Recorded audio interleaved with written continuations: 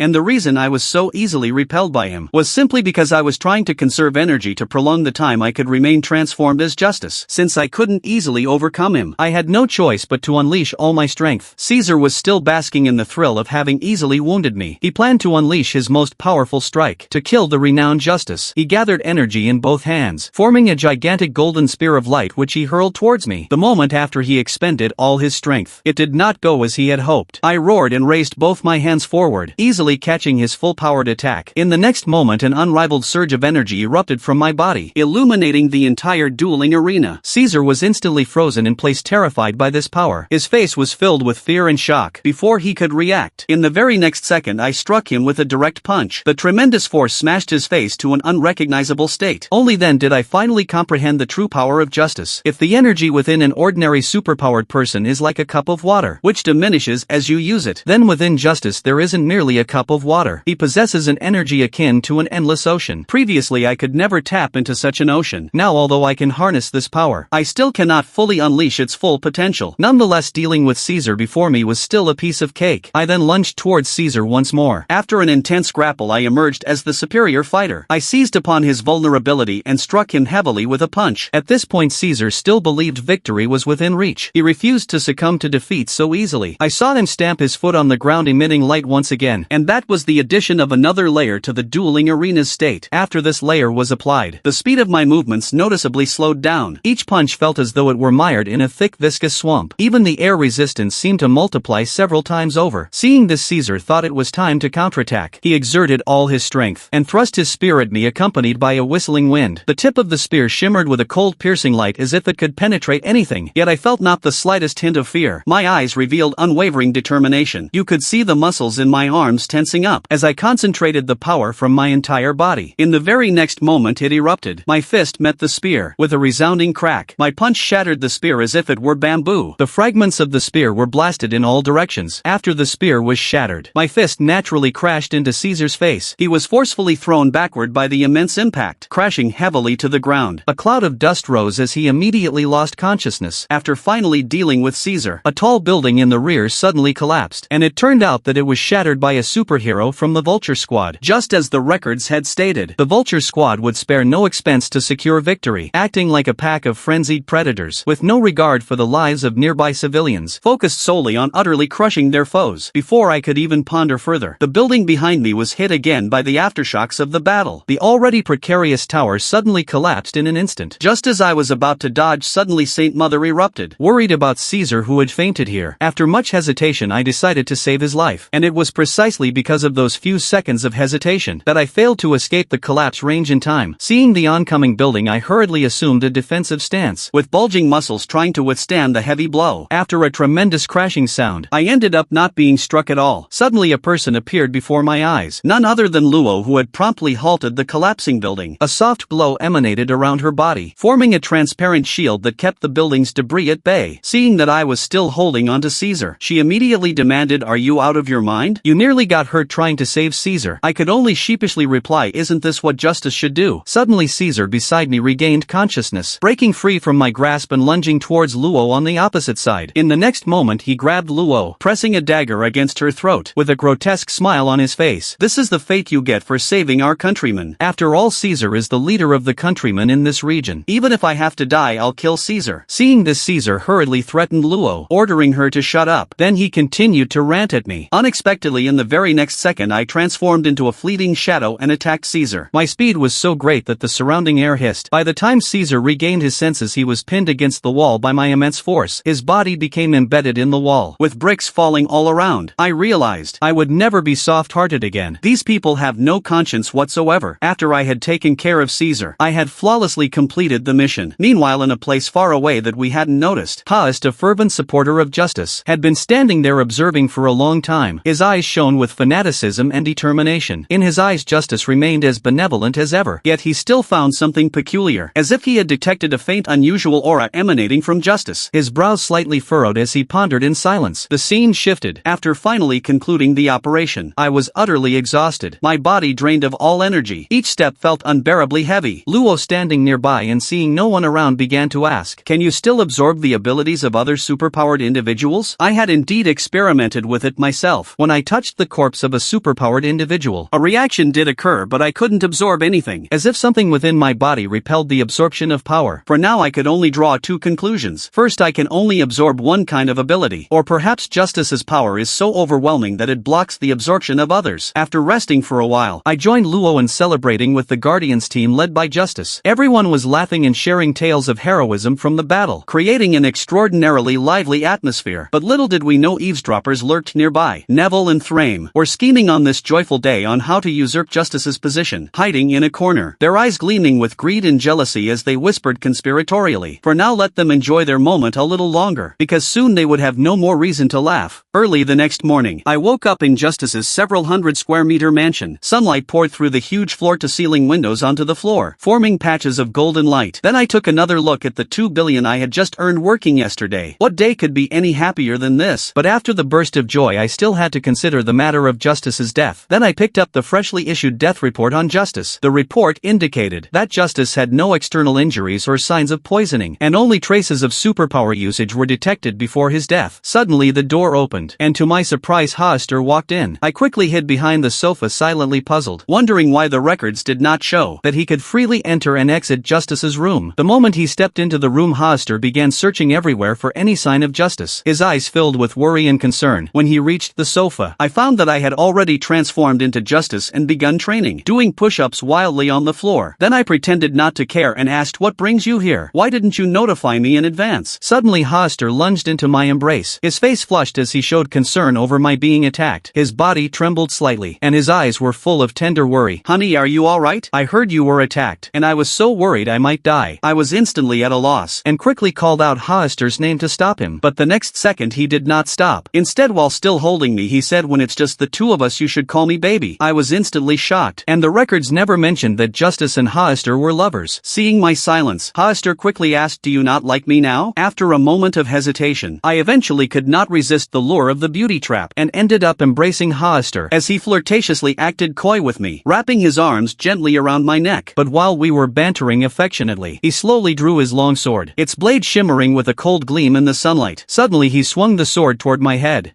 and caught off guard, my face was directly slashed by him, with blood flowing down my cheek and dripping onto the floor. I thought to myself, this is bad. This was going to be a huge problem from my very recent behavior. He had already keenly sensed that I was not the real Justice. That cold, intimidating voice seemed to squeeze out from between his teeth. "First I'll cut off your arms before I interrogate you." And Haaster, who holds the position of deputy captain among the Guardians, is by no means just a pretty face, for he is profoundly skilled in the art of swordsmanship, with every swing of his sword as if accompanied by a biting cold wind, precise and lethal, and his speed is unmatched, as his form drifts like a ghost when he moves, making him impossible to grasp. The superpower he possesses, Speedster, gives him a significant advantage in battle. As if like lightning, he could cross countless obstacles in an instant. After an intense and probing skirmish, Haaster, relying on his extensive combat experience and sharp insight, roughly gauged the extent of this fake Justice's abilities, and immediately unhesitatingly launched another fierce attack against me, his posture as agile as a leopard pouncing on its prey. quickly. At this point, I knew I could no longer just take the hits, for if I continued to wait passively only a crushing defeat awaited me. So I gritted my teeth and focused my mind, fully activating the latent power within me. Trying to block Hollister's longsword that struck like a sudden storm, with a resounding clang, I miraculously managed to parry his fierce strike. Hollister was momentarily taken aback, seeming somewhat surprised that I could block his sword. Then he quickly stepped back to put some distance between us, and a hint of contempt flashed in his eyes as he coldly said, "Although your abilities bear some resemblance to Justice's, you are far weaker than Justice." Those words tightened my heart, and at the same time I fully realized that this fight was now unavoidable. I had no choice but to use every trick I had to defeat him with all my might. Only then could I hope to turn the tide and figure out the rest later. The thought flashed through my mind. In the next second I mustered all my strength and hurled a powerful heavy punch at him, with the wind from my punch roaring as if it could tear the air apart. But disappointingly, in Hollister's eyes, my seemingly ferocious attack was just too slow, as he easily dodged my punch with a swift sidestep. Immediately afterwards he transformed into a fleeting shadow, attacking me from all directions at a speed nearly impossible to track with the naked eye. His assault was like surging, crashing waves, wave after wave unceasing, under his furious storm-like attack. Even though I desperately blocked with both arms, trying to protect my vital points, I still found it impossible to withstand his assault. I only saw his longsword flash by like a venomous snake striking, leaving a deep wound in my abdomen, as blood instantly gushed out, staining my clothes red. I hadn't even recovered from the searing pain when Hollister once again attacked like a phantom, with his eyes showing utter determination, intent on cutting off my arm. Everything happened too quickly in that moment, and I didn't even have time to put up an effective defense, as I only felt a chill in my chest. His longsword had already plunged deeply into my chest, but just at this critical moment, I endured the excruciating pain, and driven by a will to survive, grabbed his arm tightly, preventing his sword from going any further. Then summoning my last ounce of strength, I swung my fist and smashed it hard into his face. But to my utter surprise, Hollister, absorbing my full power blow, merely wavered slightly, and then stood firmly in place, as if my punch was nothing more than a tickle to him. Seeing this, I grew frantic, and quickly planned to deliver another lethal blow in hopes of turning the tide. Yet fate seemed to play a cruel trick on me once more, for that punch ended up missing entirely. Just as I was astonished, Hollister vanished into thin air before my eyes, as if he had never appeared at all. Before I could even react, he reappeared ghost-like behind me. Then in the very next moment he disappeared from sight again. In an instant, countless sharp streams of sword energy surged from all directions, like blades howling as they shot toward me. In my haste I could only assume a defensive stance as quickly as possible, raising both hands to protect my head, trying to fend off the deadly attack. But to my utter disbelief, that cunning Hollister had actually aimed at my arm. Just as my arm was about to be severed by his sharp sword energy, a dark shadow descended from the sky, bursting forth from the ground with great speed. Immediately, with lightning speed, it firmly seized Hollister's long sword, bringing an abrupt halt to the sword energy that was about to cut my arm. I looked closely, and saw that the one who appeared was Lo. Upon seeing Lo's sudden arrival, Hollister's face showed a hint of hesitation, and in the end he reluctantly stopped his actions, his gaze cold and unyielding fixed on Lo, his tone laden with a deep threat. "You'd better explain everything about Justice to me, or I won't hesitate to take you down as well." Lo sighed helplessly, and had no choice but to explain the grim news of Justice's death, along with every detail of what had happened to Hollister. Hearing this, Hollister seemed struck by a bolt from the blue, and he was completely stunned, his eyes widening in utter disbelief, for in his heart Justice was an invincibly powerful presence, and how could he have been so easily assassinated? Moreover, to have someone who couldn't even fully manifest Justice's superpower replace him was nothing short of a ridiculous farce, and sooner or later the truth would be completely exposed. Seeing Hollister so shocked, I hesitated for a moment. Then in a low voice I hinted, "Our main task right now is, should the news of Justice's death be exposed, how to stabilize this chaotic situation." Hollister suddenly came to his senses, his brows furrowed, and worried he quickly said, "You don't have any time at all. The assassin will definitely come again." Yet I shook my head with confidence, and asserted the assassin won't come again. Hollister looked at me puzzled, as I slowly explained, "The reason is that after I impersonated Justice at the Superhero Alliance meeting yesterday, the rumors of Justice's death were instantly debunked. But even now the assassin hasn't taken any further action. From this one can infer that the assassin is convinced his attempt on Justice failed." And after the detailed explanation, Hollister's expression grew even darker, as he glared at me fiercely. Then without another word he turned and left, his retreating figure seeming to carry endless anger and resentment. After Hollister left, Lo stepped forward, and began to explain to me, "Right now in the Superhero Association, only the Guardians can truly be said to uphold justice. If it were not for Justice's awe-inspiring strength that kept the other battle factions in check, the Superhero Association would have long since disintegrated into chaos. And Hollister is the most loyal follower of Justice. Now that we have learned of Justice's death, surely it would be almost almost impossible to accept this cruel reality. Before Lo had finished speaking, suddenly his communicator received an urgent message. Immediately, without a word, he hurriedly brought me to the most crowded cafeteria. The moment I stepped into the cafeteria, I felt countless stares piercing my back. They were gazes filled with curiosity and scrutiny from everyone. It was as if I were a rare animal on display. Feeling deeply uneasy, I couldn't help but ask Lo, "What is this all for?" Lo said in a grave tone, "All you need to do now is sit here and eat quietly." The assassination of Justice had already become the hot topic within the association. Now you must appear in the public eye yourself to dispel this escalating rumor. Moreover, today happens to be the day the Superhero Association is hosting an important event. This event is an exciting contest among the 4 major battle factions. As per tradition, for such an important occasion, Justice as the core figure of the Guardians is definitely expected to participate. However, today you don't need to intervene. All you have to do is sit in the audience with a dignified presence. Hearing Lo's words, I nodded slightly. My eyes scanned the surroundings. I noticed that the senior figures from the other factions had already arrived at the scene. Soon enough, Haist also arrived here. I had planned to greet him, to ease the previous tense atmosphere, but seeing his face as cold as a frostbitten eggplant, I forced the greeting back down my throat. In the end, I decided not to disturb him. I sat silently by the side. Before long, the contest officially commenced. The 2 superheroes on the field hailed from the Weaver faction and the Guardians. I saw that the Guardian in overalls was the first to attack. He with agile movements lunged forward in a single swift step. His right fist, accompanied by a rushing wind sound, fiercely smashed towards the pink-haired man on the opposite side. However, the pink-haired man was no pushover. His gaze was filled with disdain. He easily sidestepped the fierce blow with a light sidestep. Immediately after, the pink-haired man rapidly waved his hands in the air. In his palms, dazzling energy began to gather. The energy flickered like a small sun on the verge of explosion. Then he roared aloud and fiercely hurled it towards the man in overalls. The energy ball whistled forth, carrying immense impact. Seeing this, the man in overalls dared not block it head-on and quickly sidestepped. He only backed up a few steps. Thanks to his solid footing, he did not sustain any real harm.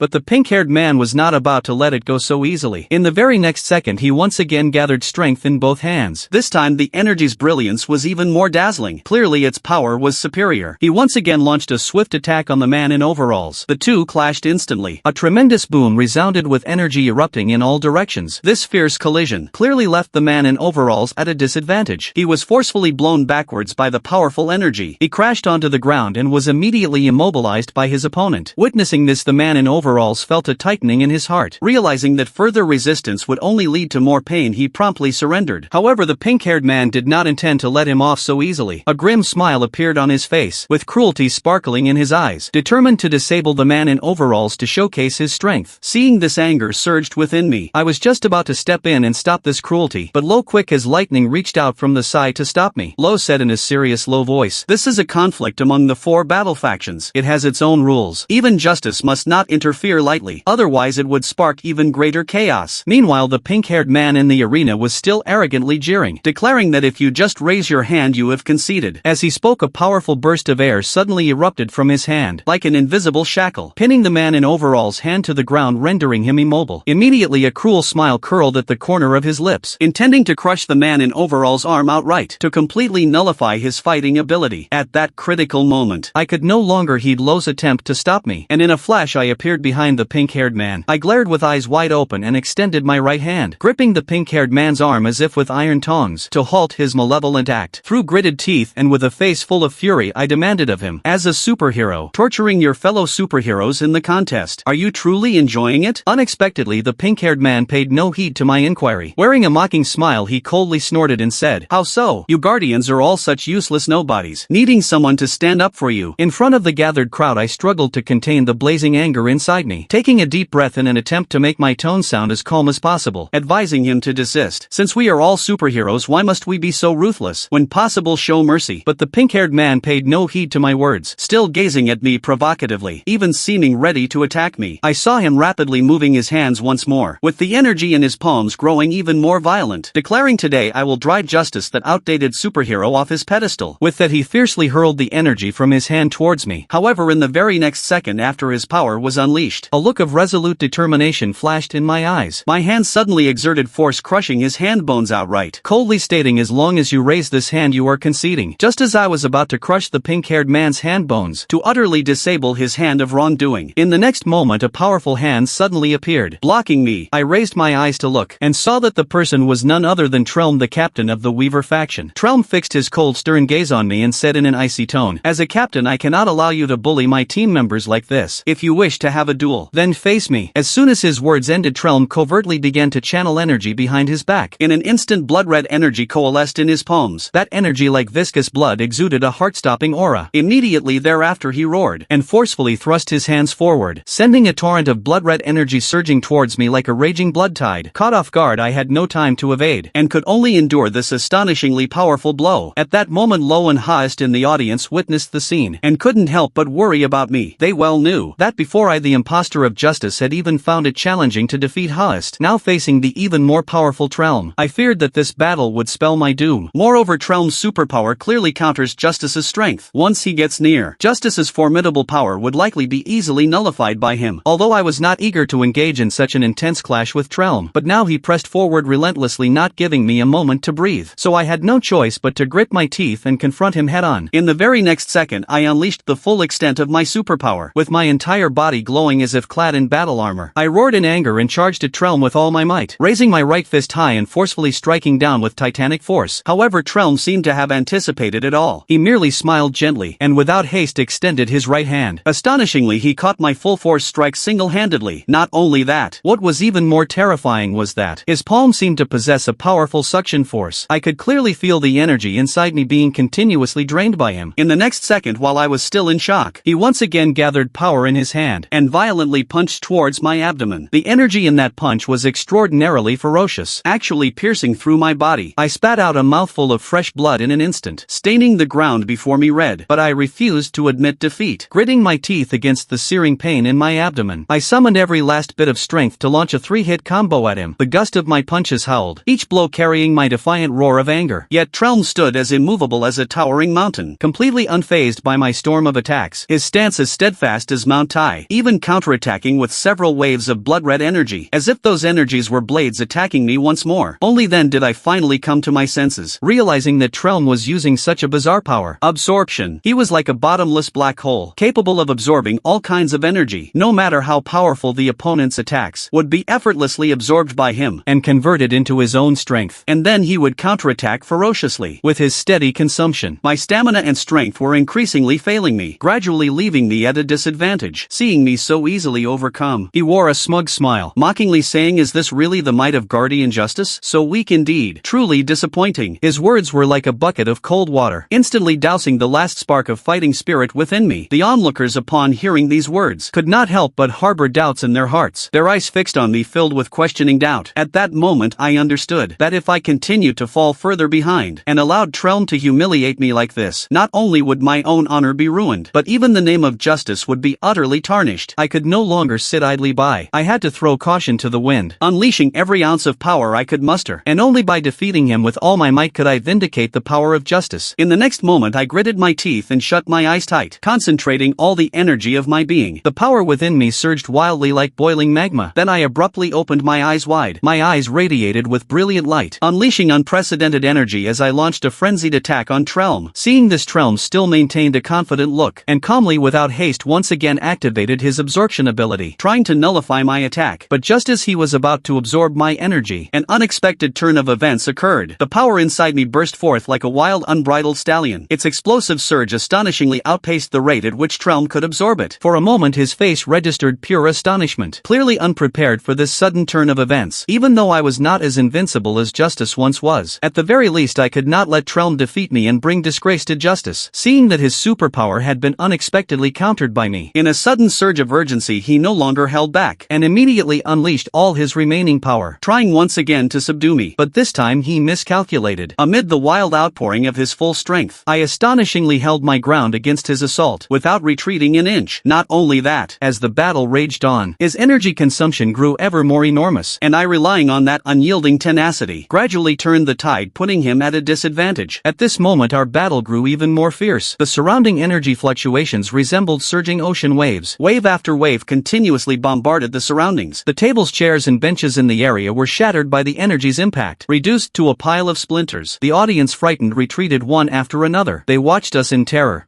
fearing that they would be affected by this violent energy. Suddenly, in the very next second, a tremendous gravitational force seemed to materialize out of thin air, pressing down with the force of a massive mountain. It forced both me and Tylum to bend our legs. We could not even stand up. A jolt of surprise struck my heart. I had thought it was some new move of Tylum's, but when I looked up I discovered that it was actually the Alliance team Captain Acti who had made his move. His expression was cold and stern, his gaze like a blazing torch. He glared at the two of us and shouted, "Are you trying to destroy this place? This ends here."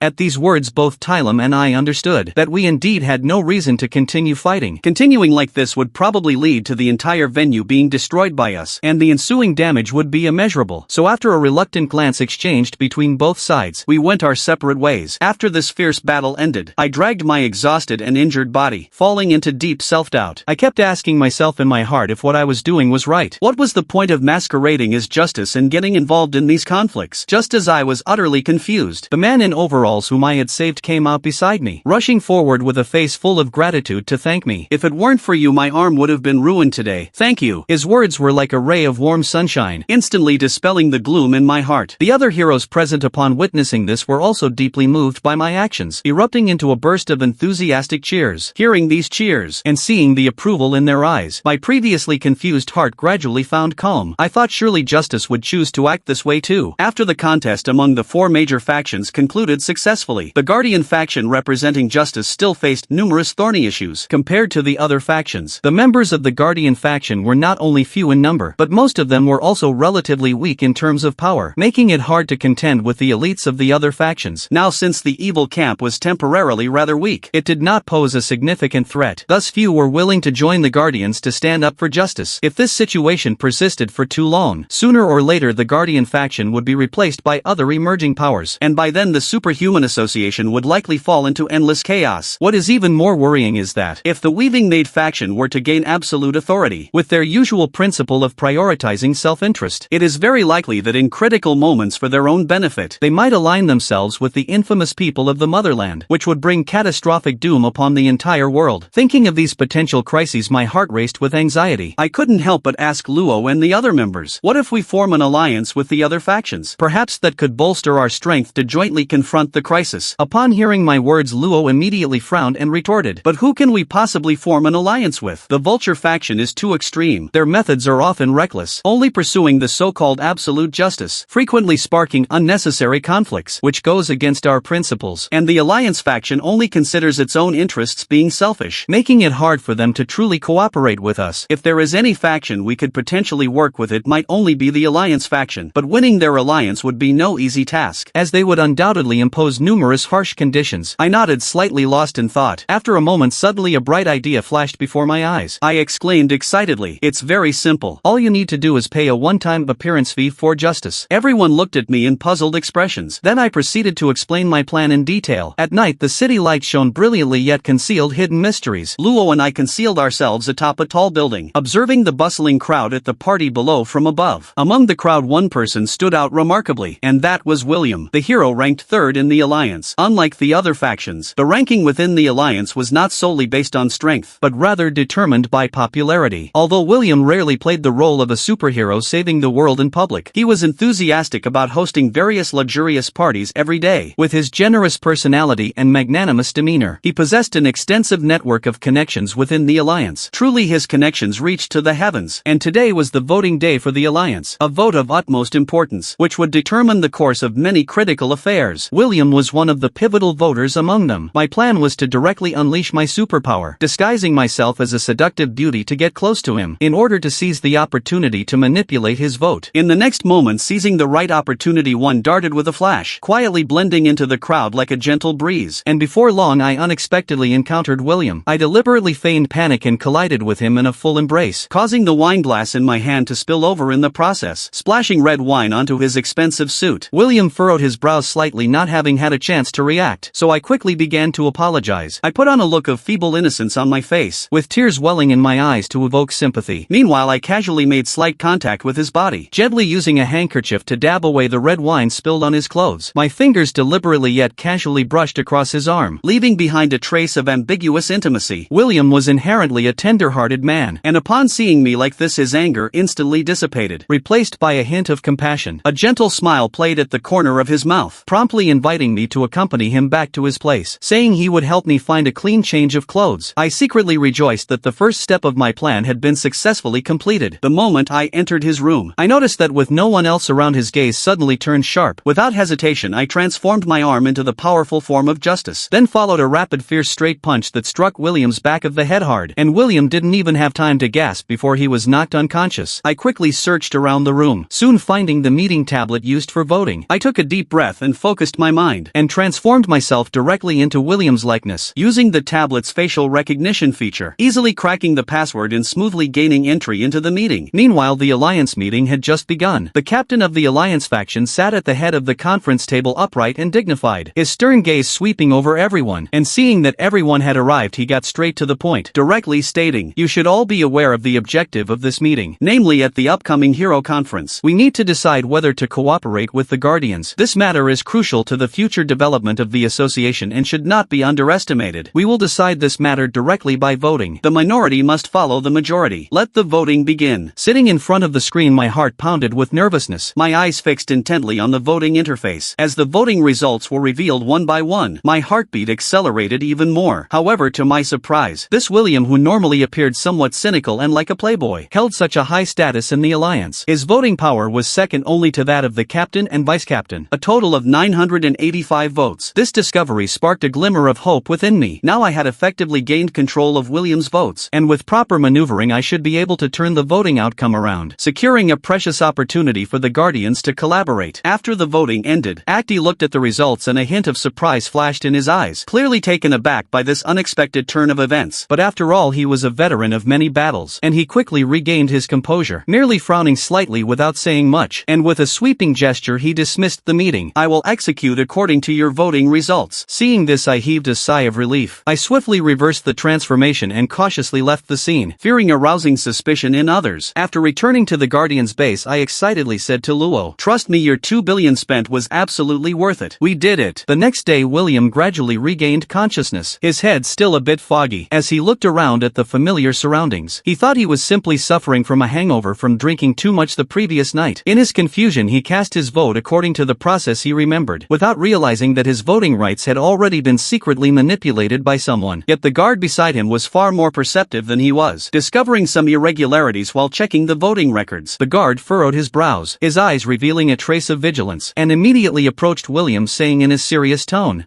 "Please give me the list of people you invited yesterday. I suspect something is amiss." Meanwhile, on the other side, I was engaged in my daily strength training in a room. I casually picked up a pen from nearby, curious to test how much my strength had improved by now. But just as I grasped the pen, before I could even apply force, the pen crumbled in my hand like a fragile cookie. Luo happened to walk into the room and witnessed the scene, a spark of delight flashing in his eyes, and he said, "This shows that your body is adapting to the power of justice. Your ability to mimic superpowers has also significantly improved.